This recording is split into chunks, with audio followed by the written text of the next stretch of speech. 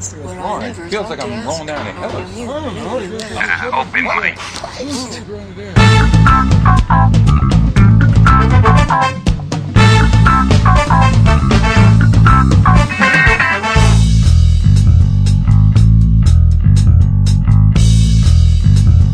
We talk games. Enniscarthy, go! Okay. Do I just talk about what I've been playing lately? The phone is open. You're on. Okay. Well, here in Enniscorthy, we have actually been playing quite a lot of Neo Geo lately, mainly because the SNK Arcade Classics Volume 1 Yes. just came out here. And how much does that cost you? 15 elbs? 15 rupees. I see. No, it was $12.99 in England where I got it. I got it in Birmingham. $12.99 L's? Yeah, the L with the thing through it. All right, then. And it's awesome. I mean, I love the Neo Geo like as a system. And that's quite a bargain, because if you get these games separately through like the it's download, 3,500 quid. yeah, toward the games. that's Yeah, I mean, it's 16 games, and I mean, I haven't actually met anyone or like had anyone over to play them yet that hated them. Sure. And, my girlfriend actually, she never really got to play. She was never in the arcades much, so she's in love with Neo Turf Masters at the moment. Yeah, very good golf title. Yeah, I mean, I love it myself, and Now, what do they call golf over there? They call it stickball infield. Very good. I would expect nothing less. Huh? I was drinking. Okay, go ahead. Just taking a sip. Sorry. I've been playing a lot of Baseball Stars 2 on there because I love Baseball Stars 2. I mean, we don't have baseball over here. Right, you have cricket. Yeah, kind of. Okay. Actually, yeah, I did used to play cricket. Cricket Stars 2, where they break the cricket shillelaghs over their skirts. I don't know anything. It's like the biggest cultural mishmash ever. But Baseball Stars 2 is a phenomenal game. I love this title. I mean, I sold all my Genesis and all my NES systems back in the day and all the games for them just to buy the Neo Geo when that came out to the public, and I loved it. I didn't care that I was paying $200 a game because I thought, this is amazing. I'm playing the arcade in my house, and they're fantastic artwork. It's before you got into all the polygons to take care of that dirty work for you. It's great hand-drawn art, especially Baseball Star 2. How stylized is that, and how many other baseball games did that inspire? Yeah, I mean, I love 2020 Super Baseball as well. Yeah.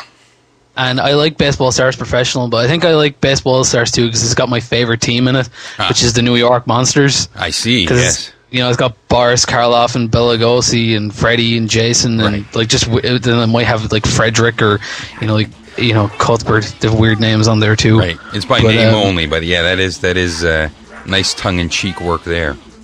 Yeah, it's got some. The collection is definitely worth getting. One, because if you buy these games through your WiiWare or your Virtual Console, they don't have that lovely Neo Geo opening screen. You know, the Max 330 spec or whatever. Sure. They don't have those. These do. Mega Shock. And, there's one. I think there's one. I think it's Shock Troopers is the only 100 Mega Shock game on here. Okay. But it's got like just some trash on here as well. Like you got a Sengaku, which I like, but it's just terrible. Right. It's just so weird. I mean, and it's got Burning Fight, which is just. I mean, if you got Streets of Rage or Fatal Fury, you don't need it. Yeah. But, I mean, it's got King of the Monsters and Last Resort and Metal Slug. I mean, it's a fantastic compilation. I can't recommend that enough. About how many games are on there? 16 in total. You can't go wrong. Yeah, and it's got I only cleared Metal Slug for the first time ever the other day, and I mean, probably the best end of levels game over ever, because it just says mission all over instead of like mission complete. Fantastic. And at the end, the very end screen says game over, peace forever, which is just a great little sentiment, like, you know. Yeah, you feel like you've done something for the world. Yeah, especially when you see like the end of it is like it really makes you think about what you've done, because it shows like all the destruction you've taken out, like to get to the last level. So it's just the camera going by all these corpses of dead soldiers that you've shot up. It's just it's truly like unique. Does it have Nam on there? No, it doesn't, unfortunately. Too bad. That was a game I got with. Well, that was the second game I purchased for that system. I mean, I love 1975 as well. It's just, it's very hard, but I do like it, especially the cartwheels. You know. Yes, 'cause why wouldn't you do a cartwheel in the middle of shooting people on a barge? Yeah. Do I have to go back to the hell again? That's all I need to know. I've actually, there's one game that I know you guys didn't really talk about, but, especially on this format, but one thing I would like to recommend is SmackDown vs. Raw 2009 for the PSP. Ah, okay. Very good. The graphics on this thing look phenomenal. The music and it's all voices. There's no like, just no like just text. It's all voices, and I mean, it's pretty much like out there right now. It's pretty much the best handheld wrestling game you can get your hands on. So I mean, if you're wanting to play wrestling on the go, I'd go with this one.